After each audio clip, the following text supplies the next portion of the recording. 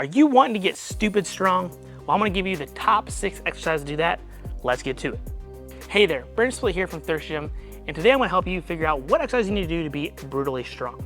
Now, before we get started, I wanna let you know, if you wanna get brutally strong, the first thing you've gotta understand is you gotta be willing to invest time. Not only time in the gym every session, or every week, or every month, I'm talking about years. People that get stupid strong have been training for a long time, and it takes a long time to build brutally strong strength, with that carrying over into your sports performance and being a better athlete, or doing strength-based sports, or if you just want to be big and jacked in general, it does not matter. You're gonna have to be able to sacrifice a little bit of time to be able to do that. Now, most people that go to the gym to be strong, be jacked, be brutally strong, as we're kind of talking about here, are usually okay with that. But you do need to understand that you're not gonna go from squatting, 225 to 500 in a matter of 6 months. It's probably gonna be a matter of years. And depending upon where you're starting and how big you are and your relative strength, those can all come into factors. How you're built will determine some of that stuff. At the end of the day, most people should be able to get brutally strong with enough time invested, taking the nutrition seriously, focusing on quality sleep, and then just putting in the work. So these are the exercises that I really like to make sure that my athletes, my clients, myself get brutally strong day in and day out that we hit the gym, and over the course of anywhere from 3 to 6 to maybe even 8 years, you're gonna find yourself hitting big numbers in these lifts. Let's talk about them. All right, the first exercise we gotta talk about here is the good old-fashioned back squat. Now, I'm a little bit biased. I've broken all-time world records in the back squat, so this has definitely been my favorite lift, especially while I was healthy, and I still do love this exercise. There's nothing more empowering than taking a heavy-ass weight on your back, bearing it to 90 degrees or lower, and standing back up with it. The most important thing about this exercise is making sure that, one, you're hitting that 90-degree range, give or take if you're an athlete, but obviously you're a power lifter or a weightlifter, you want to maximize your range of motion to get brutally strong, get big quads, get big legs, things of that nature. So, it's really nothing fancy. Get underneath that barbell, set that back, keep that chest tall, walk out, and then you want to make sure that you're feeling your whole foot, come all the way down, and then back up. Boom. And then rack. So, been quite a while since I've done a heavy back squat with my hip and low back history, but I still believe that this is one of the best exercises that you can do to be brutally strong. Again, how you're gonna implement this, doing this heavy for years and years and years is great. I do think you need to throw in some variation, whether that be with pause squats or doing them off of pins or doing front squats, using a safety squat bar, doing a box squat. It's not just the back squat itself, it's just any squatting variation in general is gonna be awesome, but the staple is obviously the good old-fashioned back squat. The next exercise that I love is a good old-fashioned deadlift.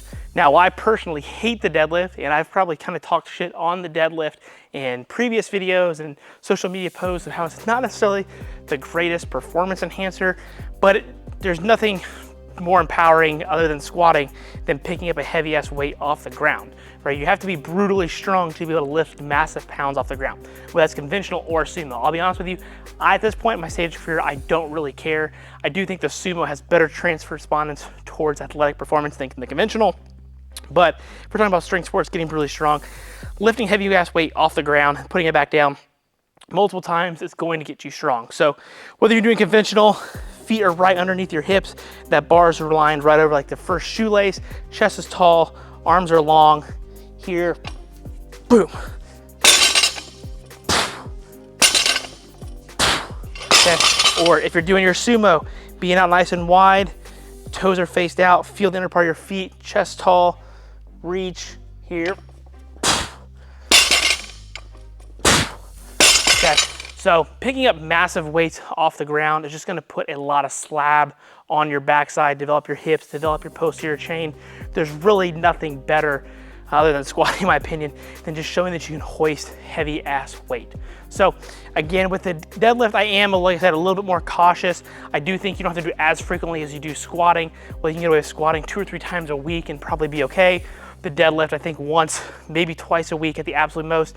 But if you're doing if you're a performance-based athlete, 1 time a week of deadlifting, doing this super heavy for sets of 3 to 5 is gonna get you brutally strong over the course of years.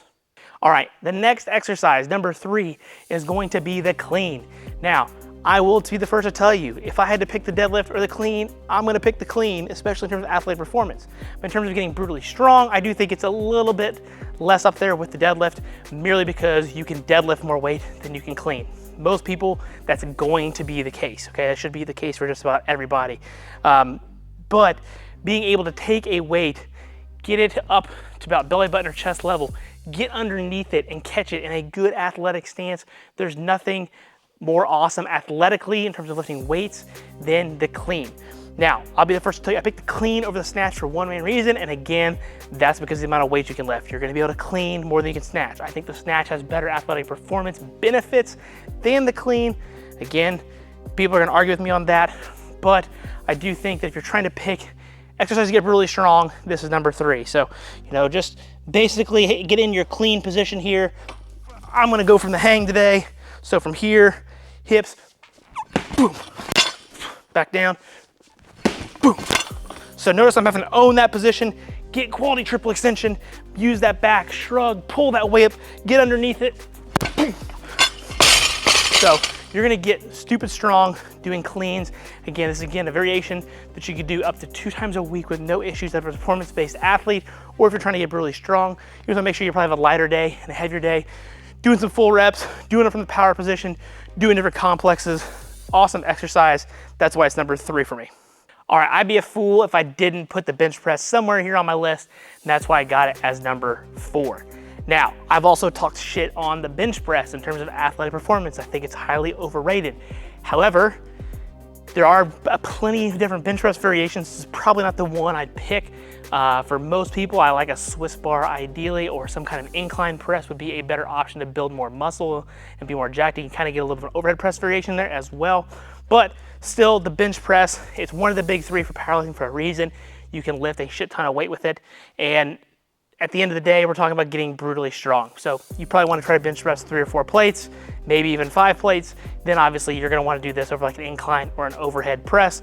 So, getting in position, setting your back, setting your feet, unracking that barbell.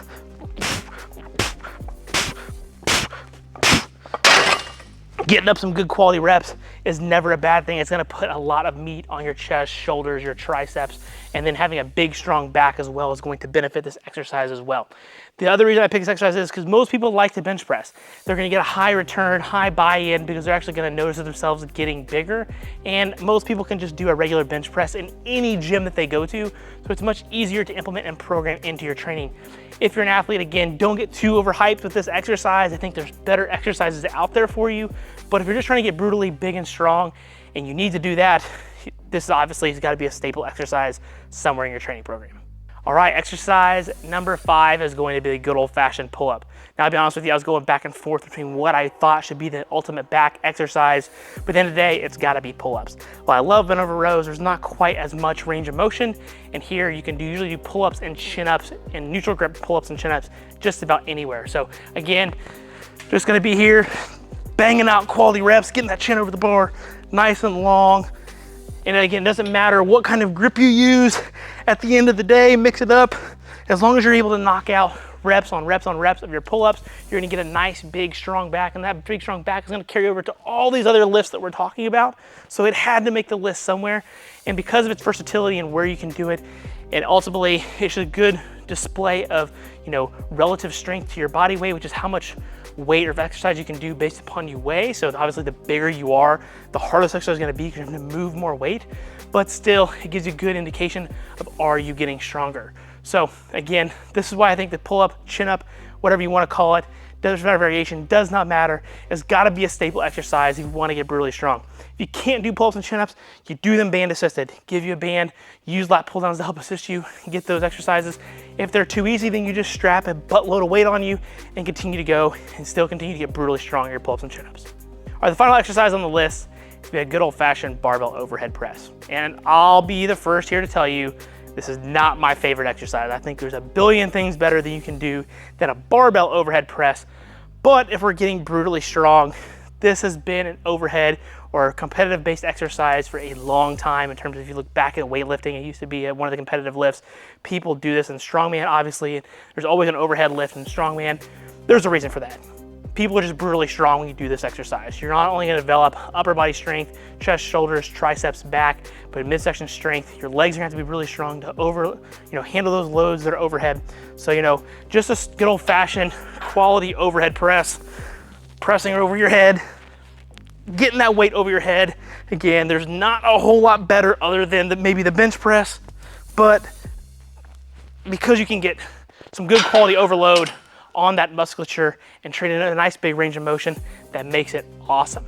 Now, I'll be the first to tell you again, while this exercise is great, there's other overhead pressing variations. So you can do super high incline dumbbell work, which would probably be my preferred over this. You can do landmine overhead pressing. Obviously there's different jerks and push presses that are also great derivatives of this. You could just do a seated incline military or dumbbell press. I think that's also another great one because you get a bigger range of motion. You could do those with neutral grip to make them a little more shoulder friendly. There's plenty of overhead variations.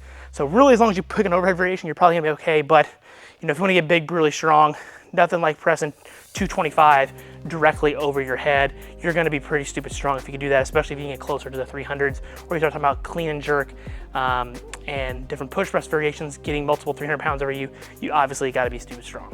All right, that's going to wrap up today's video on the 6 exercises that I think you need to do to get brutally strong. Again, I do think there's some derivatives or some variations of these exercises you can do instead. Overall, if you look at the foundational patterns that I picked, I basically picked a squat, a heavy pull, a more dynamic or athletic pull in the clean, a pressing variation in terms of your bench press, a pulling variation, your pull up or your chin up, and I picked a secondary pressing variation of the overhead press. So where I basically had 3 lower body exercises and 3 upper body exercises, and I kind of did that for a reason, to make it pretty rounded out. Do I think there's other exercises that could be on this list? Absolutely. Like, I think a split squat or a lunge is an awesome return on investment exercise, but chances are, if you want to get brutally strong, you want to be able to move as much weight as you can, you're probably going to go with the squat. So again, I tried to pick exercises that you can get a high loading potential and a high return on investment. The 6 exercises you're probably going to see most training programs built around because they're foundational exercises, and again, they allow the most loading. If you happen to like today's video, do me a favor, hit that like button, leave a comment, share it with a friend. I'd really appreciate it, and I'll see you at the next video.